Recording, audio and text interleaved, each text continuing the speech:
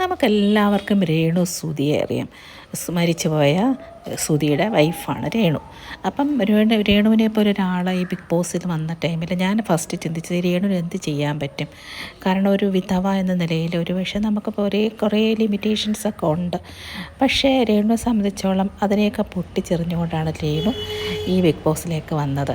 വളരെ നല്ല സ്പേസ് ഉണ്ടാക്കിയ ഒരാളാണ്. ഒരു പക്ഷേ കുറച്ച് ദിവസം മാത്രമേ രേണു അവിടെ നിന്നിട്ടുണ്ടെങ്കിലും രേണു ഒരു സ്പേസ് ഉണ്ടാക്കി.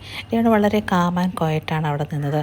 ആ രേണുവിൻ്റെ സ്വഭാവം എല്ലാവർക്കും ഇഷ്ടപ്പെടും. ഒരു പക്ഷേ ഇതിന് മുൻപ് രേണുവിനെ കുറിച്ച് വേറെ നമ്മൾ പല കാര്യങ്ങളും കേട്ടിട്ടുണ്ടെങ്കിലും പക്ഷേ നമുക്കതൊക്കെ തിരുത്താൻ പറ്റിയൊരു സമയമാണ് ഈ രേണു ഈ ബിഗ് ബോസിൽ വന്നത്. രേണു നല്ലൊരു ഹ്യൂമൻ ബീയിങ്ങാണ്, നല്ലൊരു സ്ത്രീയാണ്. രേണുവിനുള്ള കഴിവുകളെ വെളിയിലേക്ക് കാണിക്കാനൊക്കെ രേണു വളരെ ഉത്സാഹഭരിതയാണ്. ഇവിടെ നോക്കിയേ, ശിവാംഗിയോട് കൂടി നിന്ന് പാട്ട് പാടുന്ന രേണു, അതൊരു ഭയങ്കര ഒരു ധൈര്യം, ഒരു എഫേർട്ടാണ്. ലാലേട്ടനോട് ചോദിച്ചാണ് ആ സമയം രേണു വാങ്ങിക്കുന്നത്. ലാലേട്ടൻ ഞാനൊന്ന് പാടിക്കോട്ടെ. ഒരു പക്ഷേ ഇങ്ങനെയൊക്കെ നമുക്ക് ചോദിക്കാൻ ഭയങ്കര പേടിയാണല്ലേ. പക്ഷേ ഇങ്ങനെ ഒരു ലെജൻഡിനോട് ചോദിക്കുന്നത് ഞാനൊന്ന് പാടിക്കോട്ടെ. കാരണം നമ്മളൊരു സിംഗർ, രേണു ഒരു സിംഗറൊന്നുമല്ല. പക്ഷേ ആ ഒരു ഓപ്പർച്യൂണിറ്റി ചോദിച്ച് വാങ്ങിക്കുകയാണ് രേണു. രേണു നോക്കിയാൽ ഇട്ടിരിക്കുന്ന ഡ്രസ്സിങ്ങൊക്കെ അടിപൊളിയല്ലേ. രേണു നല്ലതായിട്ട് ചേരുന്നുണ്ട്. അപ്പോൾ ഈ തരത്തിലേക്ക് ട്രാൻസ്ഫോർമേഷൻ നടത്തണമെങ്കിൽ രേണു എടുത്തൊരു എഫേർട്ട് ഭയങ്കരമാണ്. നമുക്കറിയാം, സമൂഹമൊക്കെ നമുക്ക് പലപ്പോഴും നമ്മുടെ കൂടെ നിൽക്കുന്നവരല്ല. പലപ്പോഴും പ്രശ്നങ്ങളുടെയും പ്രതികൂലങ്ങളുടെയൊക്കെ നടുവിലാണ് രേണു മുന്നോട്ട് പോയിക്കൊണ്ടിരിക്കുന്നത്. പക്ഷേ ഈ ഒരു ഓപ്പർച്യൂണിറ്റി രേണു ഭയങ്കരമായിട്ട് മുതലാക്കുകയാണ്. രേണു അത് ചോദിച്ച് വാങ്ങിച്ചെടുത്ത് രേണു പാട്ട് പാടി. അപ്പോൾ ഞാൻ ശ്രദ്ധിച്ചൊരു കാര്യം, ഈ രേണു പാടിയ സമയത്ത് ആ ബിഗ് ബോസിലുള്ള എല്ലാ കണ്ടസ്റ്റൻറ്റുകളും അത് എൻജോയ് ചെയ്യുന്നതായിട്ട് എല്ലാവരും ഡാൻസ് കളിച്ചു. പലർക്കും അതിശയം തോന്നി രേണു ഇങ്ങനെ പാടുന്നത് കേട്ട്. രേണുവിൻ്റെ ഒരു സ്റ്റേജ് ഫിയറിംഗ് ഒന്നും ഞാൻ കണ്ടില്ല.